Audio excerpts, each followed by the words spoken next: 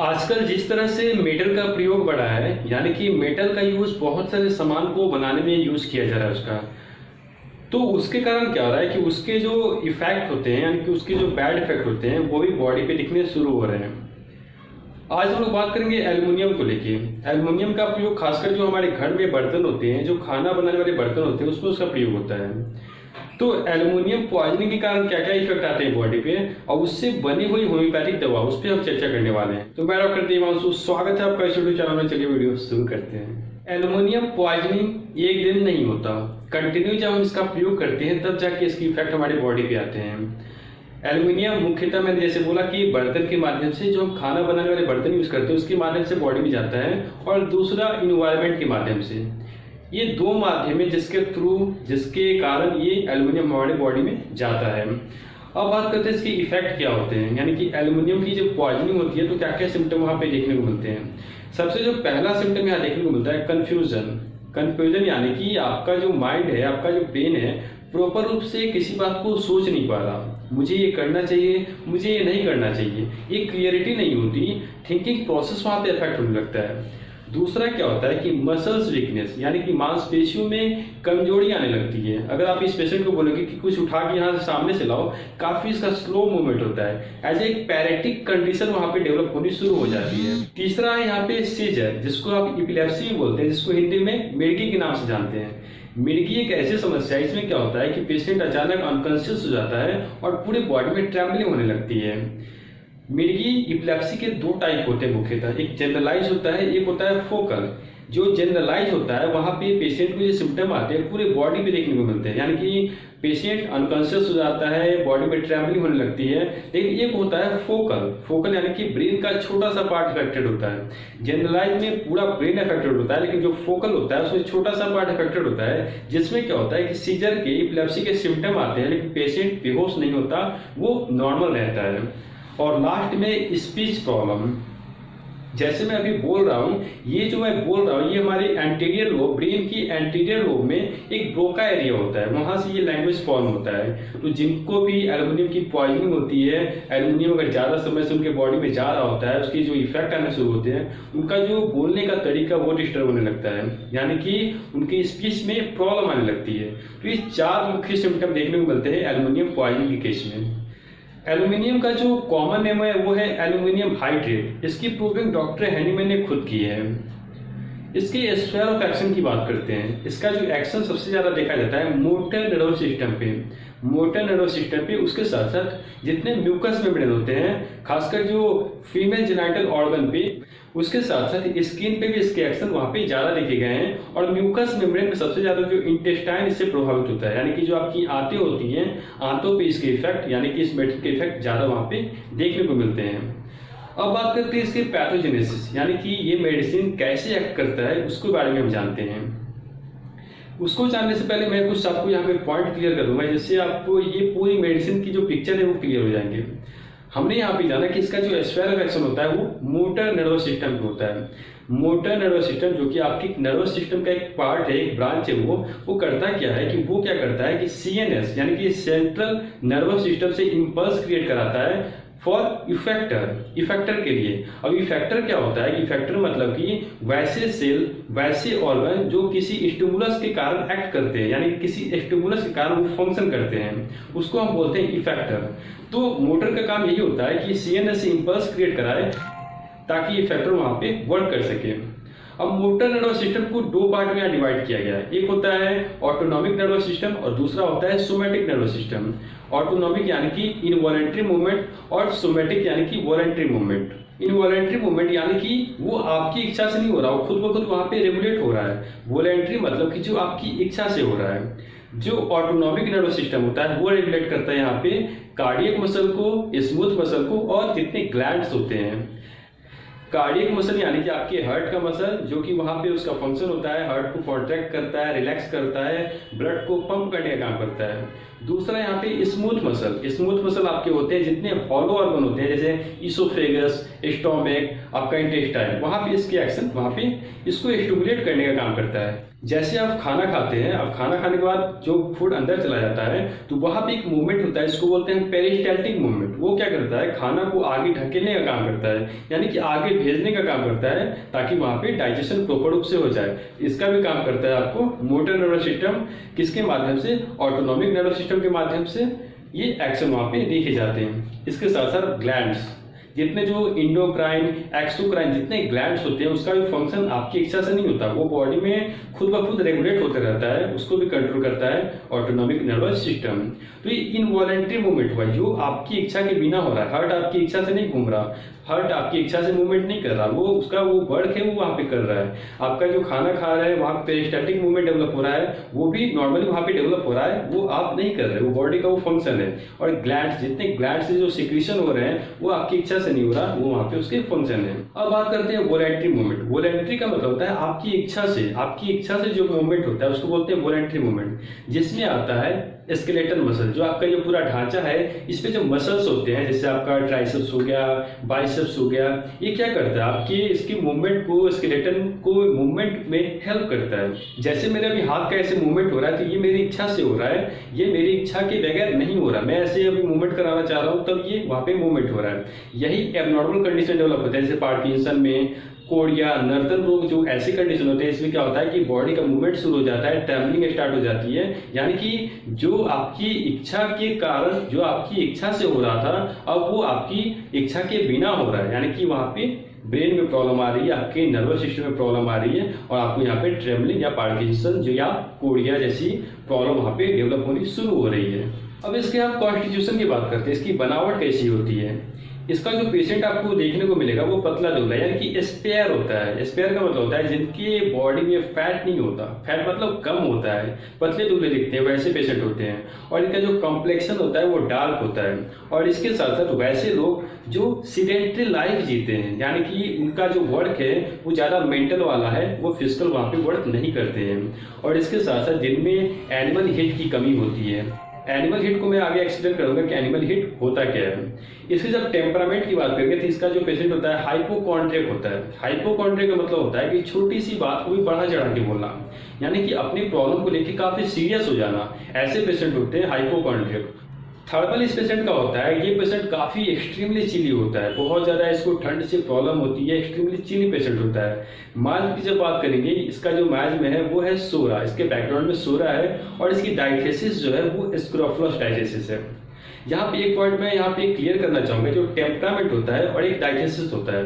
Temperament हमारे मन स्थिति को बताता है, डाइथेसिस हमारे फिजिकल प्रॉपर्टी को बताता है। यानी कि डाइथेसिस मतलब हिंदी में उसको बोलते हैं प्रवणता, यानी कि उस बीमारी के प्रति मेरा ससेप्टिबिलिटी ज्यादा है, उसके प्रति मेरा झुकाव ज्यादा है, इसलिए उसको हम डाइथेसिस बोलते हैं। अब बात करते हैं इसके गाइडिंग सिम्टम। गाइडिंग सिम्टम जो पहला लक्षण होता है, ये पेशेंट एक्सट्रीमली चिली होता है, बहुत ज़्यादा ठंडी प्रवृत्ति का पेशेंट होता है। और इसको जनरल इसका जो एम्बुलेशन है, यानी कि इसके सारे कंप्लेन जो अच्छे लगते हैं, इसको गर्म से अच्छे लगते हैं, यानी कि वार्म एप्लीकेशन से इसको अच्छा फील होता है। लेकिन एक ऐसा कंप्लेन है जिसमें इसको ठंडी से आराम मिलती है, वो है इसका स्किन कंप्लेन, यानी कि इसके स्किन एडप्शन में अगर वहाँ पे वो ठंडा अप्लाई करता है तो उसको वहाँ पे आराम फील होता है।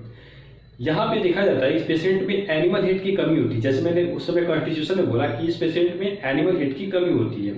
एनिमल हीट का मतलब क्या होता है कि बॉडी में हीट की कमी होना, और उससे क्या होता है कि पेशेंट को बहुत ज़्यादा ठंडी लगती है। आप उसको वहाँ पे 10 चादर भी उड़ा दो, 10 जैकेट भी पहना दो, फिर भी पेशेंट को बहुत ज़्यादा वहाँ पे ठंड महसूस होती है। ऐसे पेशेंट आपको घर में मिलते होंगे जिनको आप कितना भी चादर उड़ा दो फिर भी उनको ठंड लगती ही रहती है। एक्चुअली वहाँ प्रॉब्लम क्या होता है कि यहाँ पे बात हो रही है एनिमल हीट। जो भी हम चादर, जो भी हम स्वेटर या जो भी हम जैकेट पहनते हैं, वो जैकेट, वो चादर, वो स्वेटर आपको गर्मी नहीं देता। वो करता क्या है कि जो आपकी स्किन से जो हीट निकलता है उसको वो रोकने का काम करता है। इसलिए आपको ठंड के मौसम में आपको वहाँ पे गर्मी फील होती है, यानी कि वो ठंड से आपको बचाता है। यहाँ पे क्या होता है, इस पेशेंट की इंटरनल में प्रॉब्लम है, यानी कि इसको वहाँ पे बॉडी में बहुत ज़्यादा हीट की कमी है, जिसके कारण इसको बहुत ज़्यादा वहाँ पे ठंड लगती ही रहती है। नेक्स्ट यहाँ पे सिम्टम देखने को मिलता है कि extreme dryness of mucous membrane. हमने स्पेयर ऑफ एक्शन में देखा था कि इस मेडिसिन का एक्शन वहाँ पे होता है म्यूकस मेम्ब्रेन पे। म्यूकस मेम्ब्रेन बहुत ज़्यादा ड्राई हो जाता है, और जिनका भी म्यूकस मेम्ब्रेन ड्राई हो जाएगा उनको बहुत ज़्यादा वहाँ पे इरिटेशन फील होता है। एज एग्जाम्पल आप समझते हैं, जो आपका जो नेजल पैसेज है यहाँ भी म्यूकस मेम्ब्रेन होता है, जो आपका जो माउथ से लेके एनस तक जितना एरिया है वहाँ भी म्यूकस की कवर होती है। अगर वो ड्राई हो जाता है तो आपको बार बार प्यास लगेगा, आपका मुंह सूखते रहेगा। उसके साथ साथ क्या होता है, अगर नेजल में यानी कि नाक की अगर म्यूकस मेम्ब्रेन सूख जाती है तो आपको यहाँ पे बहुत ज़्यादा इरिटेशन फील होता है, और आपको उसके साथ कभी कभी ऐसा भी प्रॉब्लम आती है कि वहाँ पे पेन महसूस होता है, क्योंकि वो पार्ट छिल जाता है और छिलने के साथ वहाँ से ब्लड भी आते हैं और उसके साथ साथ वहाँ पे आपको पेन भी महसूस होता है। नेक्स्ट सिम्टम जिसके लिए मेडिसिन काफ़ी प्रसिद्ध है, काफ़ी फेमस है, वो है कॉन्स्टिपेशन। कॉन्स्टिपेशन यानी कि इतना प्रॉब्लम रहता है, यानी कि पैरेटिक कंडीशन डेवलप हो जाता है इंटेस्टाइन में। इस पेशेंट को सॉफ्ट स्टूल भी करने के लिए, सॉफ्ट स्टूल भी निकालने के लिए बहुत ज़्यादा स्ट्रेन लगाना पड़ता है, बहुत ज़्यादा इसको कूथना पड़ता है। ये सिम्टम इस पेशेंट में देखे जाते हैं। क्यों हो रहा है? क्योंकि हमने देखा वहाँ पे इसका एक्शन था मोटर नर्वस सिस्टम पे, और मोटर का था वहाँ पे ऑटोनॉमिक नर्वस सिस्टम पे, और ऑटोनॉमिक का था वहाँ पे जो स्मूथ मसल होते हैं, और स्मूथ मसल आपके इंटेस्टाइन में भी वहाँ भी होते हैं, आपके रेक्टम में भी होते हैं, जितने भी हॉलो ऑर्गन होते हैं वहाँ पे होते हैं। तो अगर वो प्रभावित होगा, उसके वहाँ पे फंक्शन प्रभावित होंगे, तो वहाँ पे कॉमन सी बात है कि आपका जो वहाँ के फंक्शन प्रभावित होगा। इसलिए वहाँ पे कॉन्स्टिपेशन की कॉमन प्रॉब्लम देखी जाती है, और सॉफ्ट स्टूल भी निकालने के लिए इसको बहुत ज़्यादा स्ट्रेन लगाना पड़ता है। एक यहाँ पे खास सिम्टम देखने को मिलता है, जब भी ये पेशेंट यूरिन के लिए जाता है, जब भी ये पेशेंट पेशाब करने के लिए जाता है, उसके एनस से स्टूल निकल जाता है, यानी कि डायरिया व्हेन पेशेंट यूरिनेट। जब भी पेशेंट पेशाब करने के लिए जाता है उसके एनस से स्टूल निकल जाता है, उसके लिए बेस्ट रेमेडी है। नेक्स्ट जो यहाँ सिम्टम देखने को मिलता है वो महिलाओं में लिकोरिया की प्रॉब्लम काफ़ी आम बात है।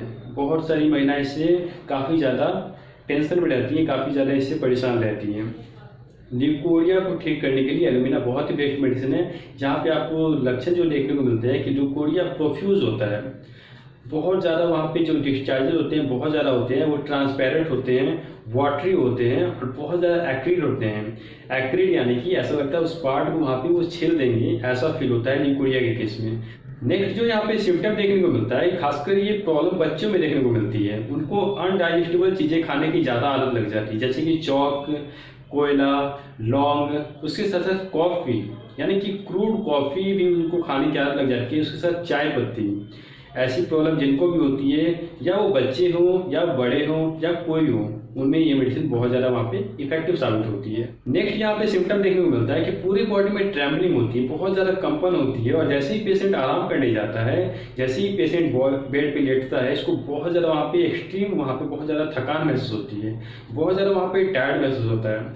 ये ट्रैम्बलिंग जैसी प्रॉब्लम यहाँ पे इसलिए डेवलप हो रही है कि मैंने पहले ही बोला था कि जो मोटर नर्वस सिस्टम वहाँ से सोमैटिक रेगुलेट हो रहा है, और सोमैटिक यानी कि आपका स्केलेटल मसल, और स्केलेटल मसल में वहाँ प्रॉब्लम आएगी, यानी कि इसका जो कंट्रोल वहाँ पे लॉस होगा, तो बॉडी में ट्रैम्बलिंग डेवलप होती है। इसलिए कॉमनली यहाँ पे ट्रैम्बलिंग की प्रॉब्लम इस पेशेंट में काफ़ी देखी जाती है।